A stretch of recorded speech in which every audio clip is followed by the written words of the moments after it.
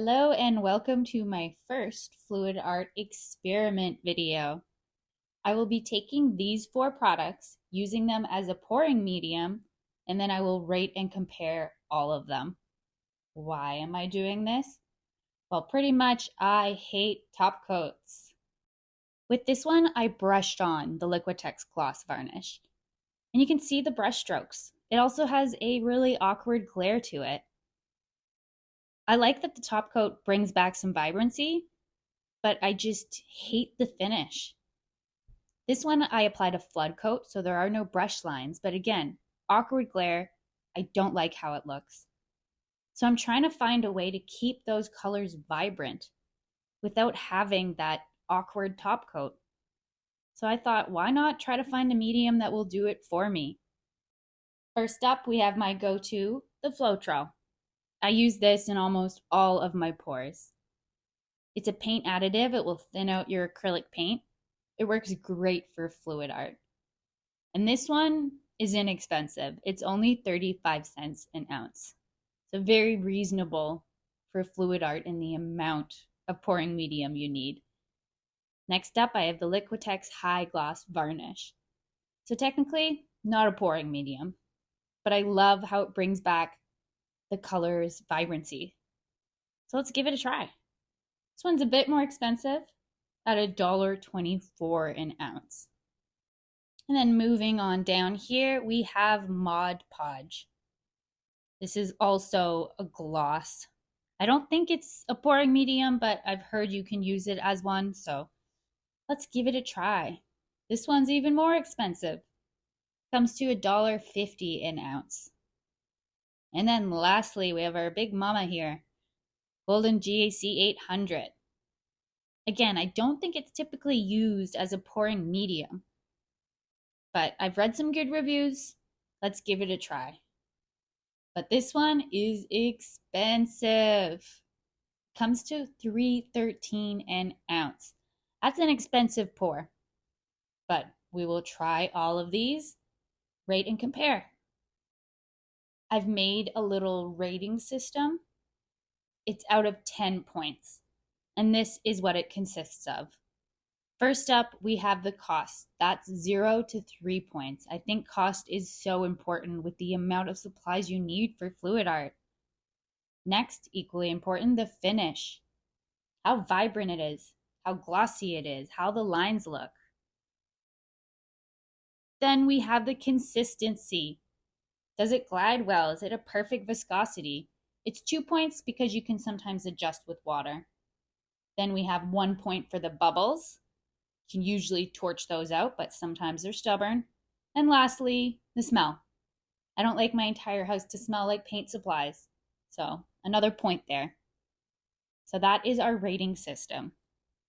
Now let's get to pouring all of these mediums. First up, we have our expensive medium, the Golden GAC 800. I'm going to jump right into the pour here. In a previous YouTube video, I show this whole process with GAC 800, mixing the colors, adding the Golden GAC 800, and pouring. So we'll just show the pour here and then the final result and give it a rating. So first off, with the astronomical price of this as a medium, it gets 0 for cost. I did have a little issue with bubbles as well. They weren't as easy to torch out as my experience with Floetrol. But there's also no smell to it at all. So that was a plus. This medium was very easy to mix with my acrylic paint. It was nice and smooth and vibrant, and I barely had to use any water. So consistency is quite good. But we have to see how it glides across the canvas and then how it looks when it's dry. That will give us a real indication as to how good this GAC 800 is as a pouring medium and if we can even justify the cost. Here is the freshly poured canvas. The paint is still wet here, so it's not a good indicator on how vibrant those colors will be. But we get an idea how the lines look, and It's a little jagged, not as smooth as I hoped. But let's take a look at the painting once it had dried. Here we are. The paint is a lot more dark now that it has dried, but that's typical with acrylic paint. I do like the colors. They're nice and vibrant. These lines, however, not my favorite. They're not as clean as I had hoped for such an expensive test. The colors are great. There's a slight gloss to it. The light reflects it well. But something else that drove me nuts, if you look closely, there's a ton of these little air bubbles that just would not pop, and I find it just ruins the piece. So the colors are great, but other than that, not my favorite for a pouring medium, especially with that cost. So I would give this a 5 out of 10. I just can't justify the huge cost on this as a medium. On to the next. Now we have my go-to pouring medium, Floetrol. It is the least expensive and I use it all the time. So I'm pretty familiar with Floetrol and I think I know how it will rate. But I wanted to do the same color palette as the other mediums so I could really compare them. Along with the cost being so reasonable, Floetrol has a great consistency. It does require some water to thin it out for pouring, but it's easy to get it to that ideal pouring consistency. It also glides across the canvas nicely. I've never had issue with bubbles, and there's no smell to it. So overall, Floetrol seems pretty great. The only issue I've had with it is the finish, which we will see once it's dry. And I do plan to test out more pouring mediums. So if you have one that's your favorite or one you've always wanted to try, please let me know and I would love to add it to my list of mediums to try. I am determined to find that perfect medium for pouring. I guess you could say I'm on a quest to find a happy medium. So here the painting is still wet and you can see the colors look great.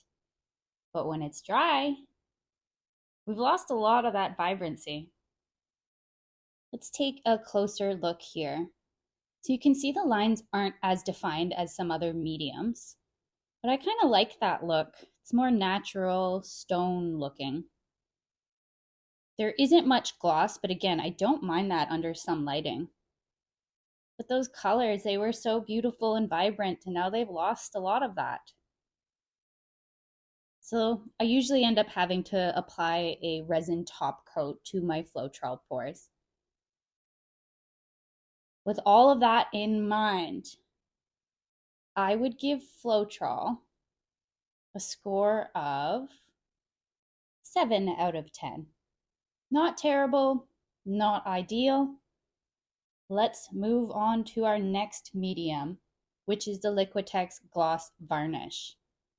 So I've mixed a couple colors here, and it was such a bizarre mixing process. I wanted to show it. So I have the Liquitex poured in the cup here, and you can see it's almost completely liquid. I was worried it would be too liquid to pour. So I started to mix it, and it was a chunky disaster.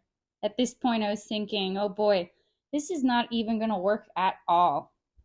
But I just kept mixing and mixing. Still chunky. Kept mixing. And all of a sudden, it got perfectly smooth. But surprisingly, it's very thick. I didn't even add any water. And look at that. Way too thick for pouring. So it looks like I'm going to have to add some water to thin out the Liquitex gloss varnish. With my Floetrol pieces, I usually only add a little splash. This required a lot more. So I'll mix it up here and it gets closer to the consistency, but it did require even more water. So I'll finish mixing that up and we will jump right into the pour. So I have my base layer all poured, and now we'll start with the acrylic paint mixtures. I am using that same green color palette, but to mix it up a little bit, I'm going to do an ombre effect. So with each cup I pour, it will get progressively darker. This obviously is the lightest cup. The consistency turned out great once I added that water. It's pouring really well. And I haven't seen many bubbles yet, so I'm hoping that won't be an issue with this varnish. There is no smell to the Liquitex gloss varnish, so that's a plus. The price is a little steep, but it's not as much as the Mod Podge or the Golden, not even close. As I'm pouring it, I'm noticing these lines look great. They are so smooth and straight and defined.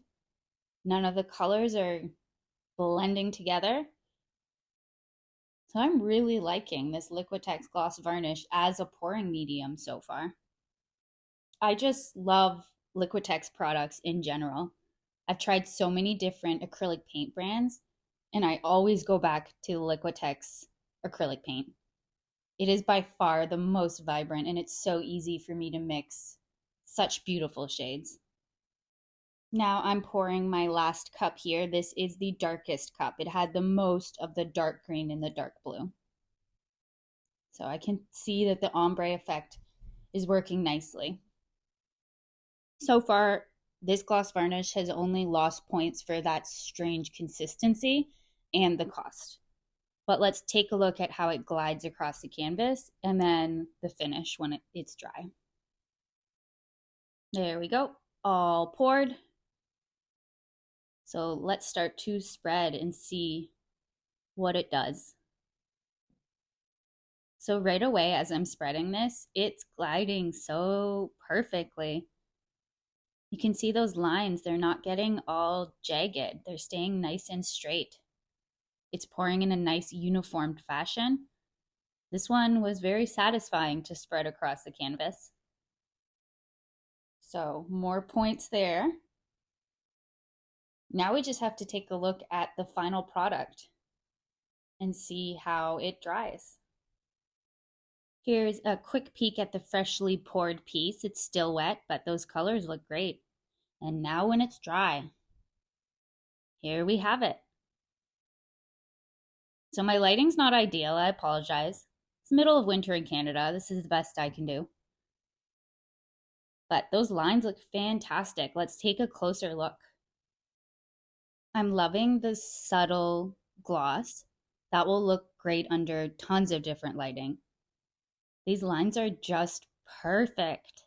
And the colors look great. It's really too bad that this is almost triple the cost of Floetrol.